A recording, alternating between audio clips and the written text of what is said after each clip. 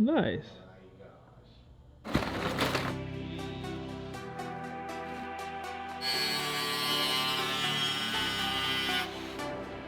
Dang.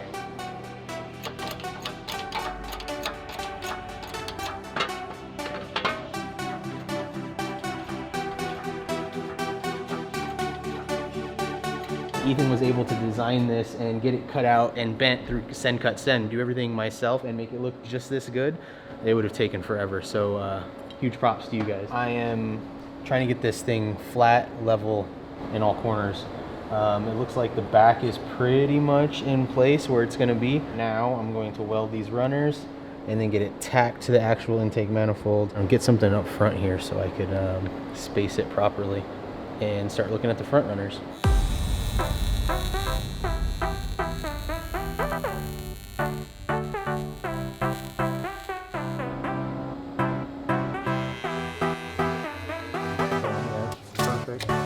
Right now it is battle of the Robs for who can make more noise, and I'm losing.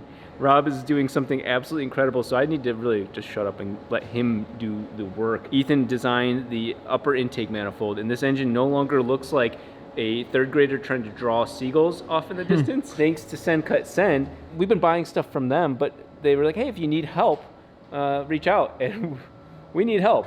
Ethan designed this after like 20, Ethan, how many, 20, 30 iterations? That's what I said. He was like, oh, it took me a day. First version. Man, does this make this engine look mean. We could optimize the way the air flows in here, but with triple turbocharged application, so you can't really go too wrong. This might end up being the final version. We don't know, but you can see that all the design criteria is met where we've got room to get air and in-canal shielding all down here. You can see where the fuel rails can all come into play here, and you can see, you know, just a hint of where my wiring needs to go. It's gonna get kind of cramped very quickly, especially when these runners go straight up. So we're gonna have two throttle bodies up here, and we'll have to make sure that they stay away from the heat, but all three turbos will ultimately go to them. Honestly, extremely nuts. And I've got some more things on my plate. They're busy, but I need to keep staying a step ahead of them, and I'm not. They're hauling ass. Hurry up, Rob.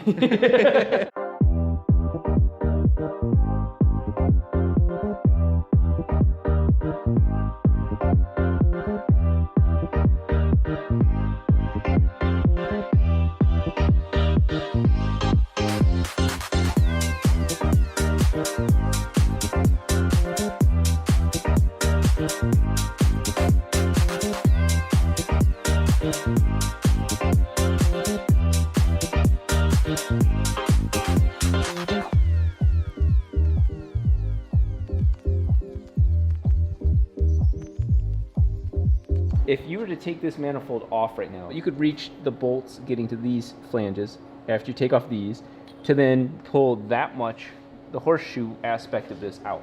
The problem is the middle part. You're not getting that exhaust manifold out at all without taking the intake manifold out. Well, the problem is you can't get to those bolts. You can't take either of them off without taking the other one off. And that becomes a paradox, an infinite loop, and then the system crashes, divided by zero. Ethan planned that.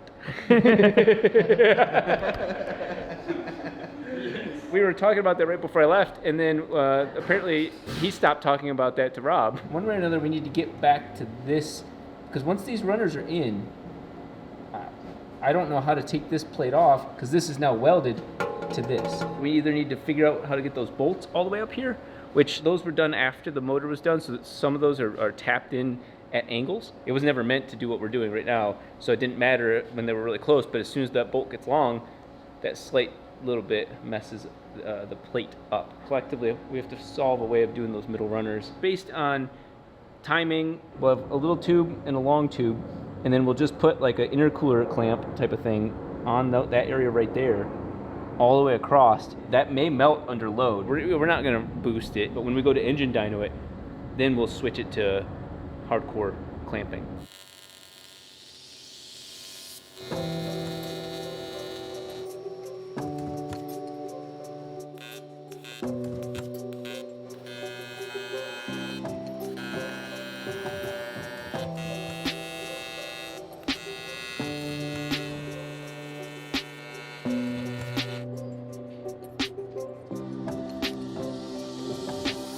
in every movie, there's that guy that's like that. That's me looking at what we've created. We were so busy focused on whether we could, we didn't think of whether or not we should.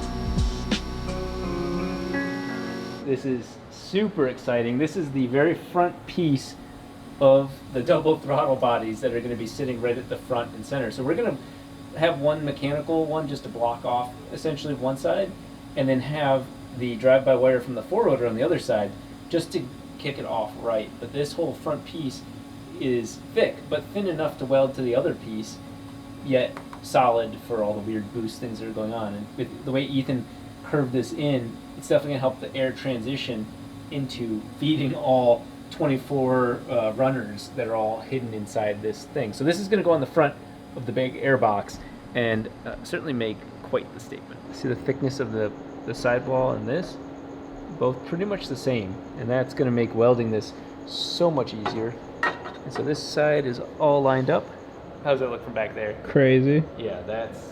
Ethan has been working on this for like a year now. I think the only thing we all have a slight concern about is how close this is to the throttle bodies, but that is what it is. I mean, you know, insulation and airflow and all that will help us avoid that. But working on other people's cars and working on this thing, and the guys are just hammering away at this. This is like the dream of running a YouTube channel.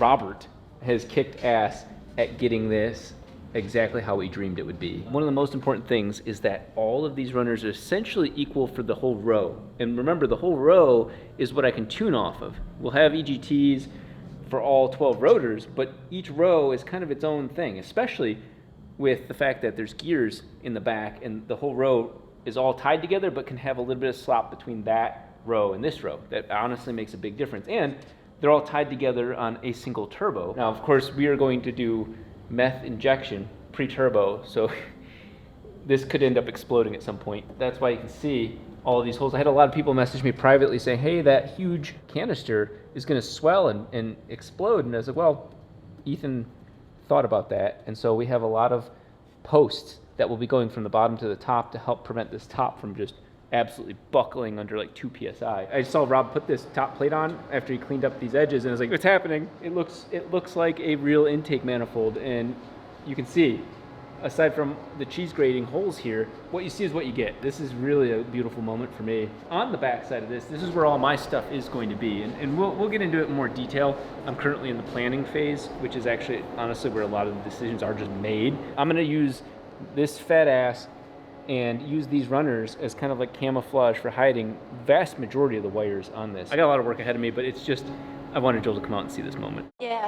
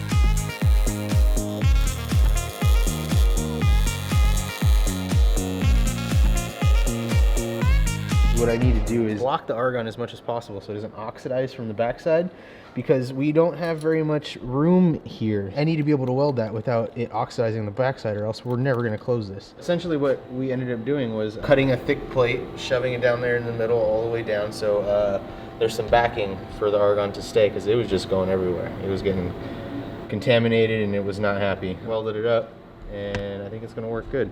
Ethan, don't do that again. Oh, I know what's gonna happen.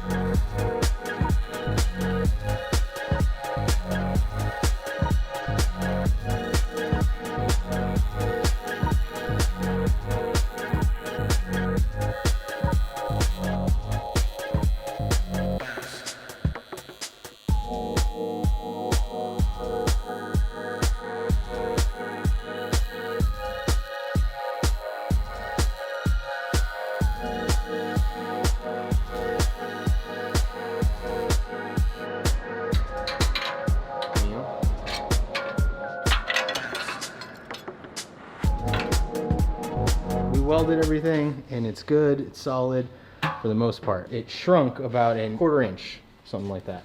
Even with your reinforcements? Even with the reinforcements on there. It's aluminum. I kind of figured it was going to get some shrinkage. I'm kind of glad it was only a 1/4 inch. I have it lined up on that side dead nice, so you wanted to check here. You kind of see how far off it is. You can see like part of the hole. Yeah, exactly. Put some force into this thing, stretch her out.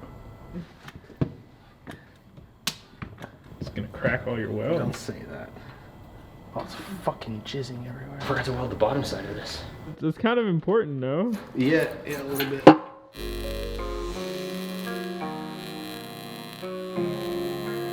While I was gone at SEMA, the guys did some incredible work, and all of the intake manifold is welded. This is honestly a dream come true. It's been tons of guesswork to get to this moment, and here we are. So, the very first thing I want to do is weigh it. Now, mind you, we're missing the middle one, and it's kind of funny because it looks so uneven from here, but it actually ends up lining up just fine. So that's the challenge of doing it by hand. Wait, is it? Uh-oh. Uh-oh. You guys know what that means. 37 pounds for that intake manifold. Now, we need to see if it's warped. See that gap right there. And then, it's a little harder for the camera to see, but it's very slight. The fact is the engine itself flat? No. Yeah, you can see there, but remember that one goes underneath this, so this one doesn't matter as much, but it doesn't change the fact that, yeah, there is some inconsistency here as well. Especially, you can actually see it right there. That one's, ooh, yeah. But again, that's okay. It's a thick ass gasket. Yeah, we're gonna be tearing this whole thing apart anyway when we go to make big power. So there's certain things that we're just gonna kind of like chalk up to. We'll do it later. Maybe that center one. Yeah, the center one, that one needs to be taken down. So we'll take that one down.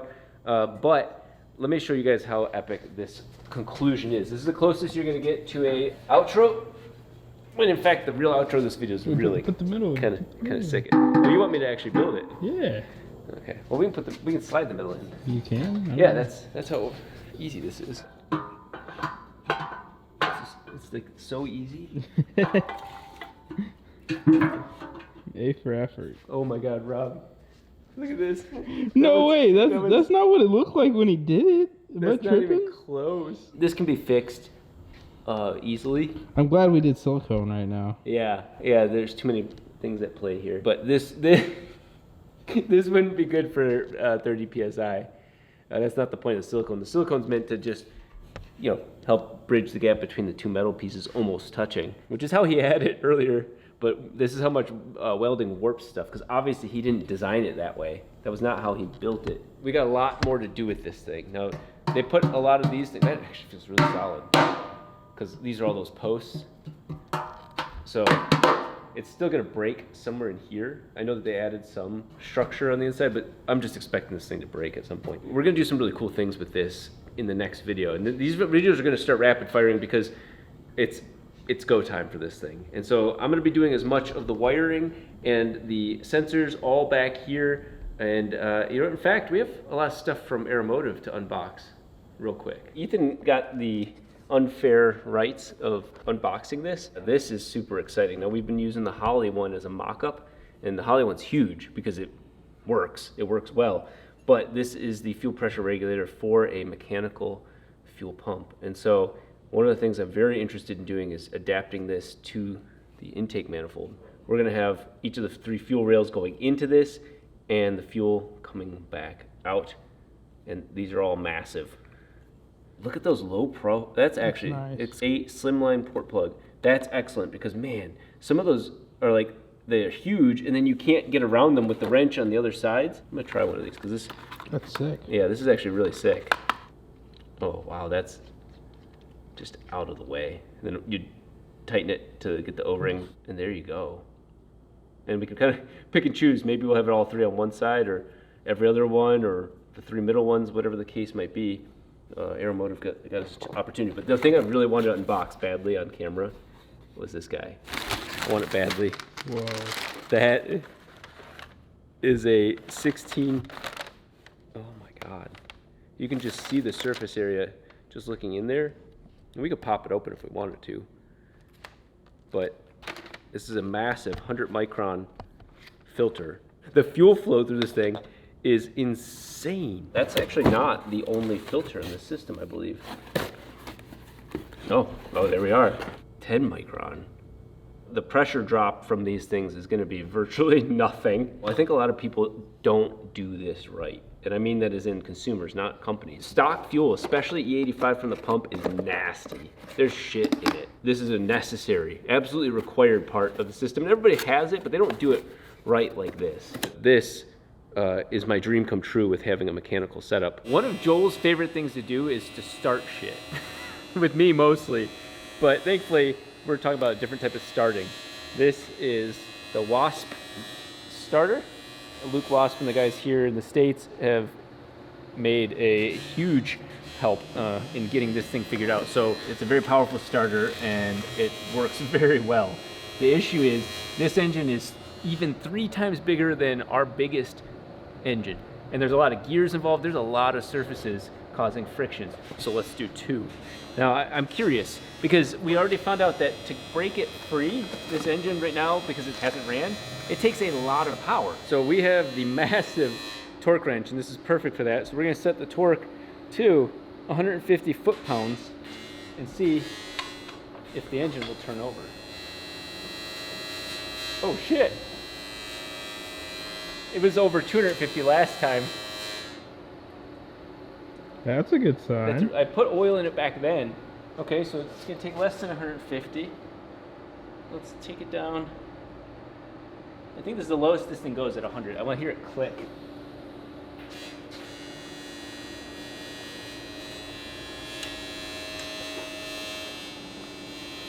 Wow. I pulled the battery out of the Lincoln Continental and I'm surprised nobody's stolen it because I left that car unlocked. Maybe people just assumed there was nothing of value in it.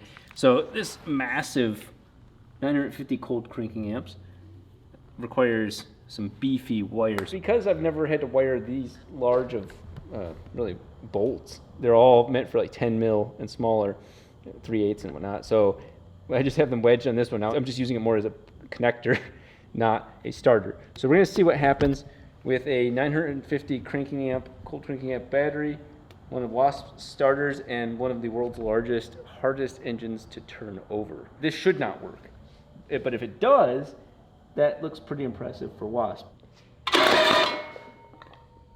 Nice. You only needed 1. No big deal. Oh my God! Did you hear all the tape? Do it again, do it again, Okay, do it okay, again. okay.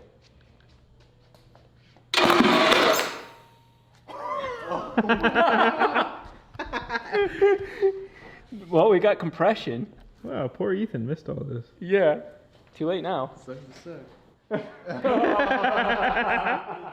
That's like the best commercial for their starter, because we went out of our way to get 2, which we're still used to, but that one starter, well, I am impressed.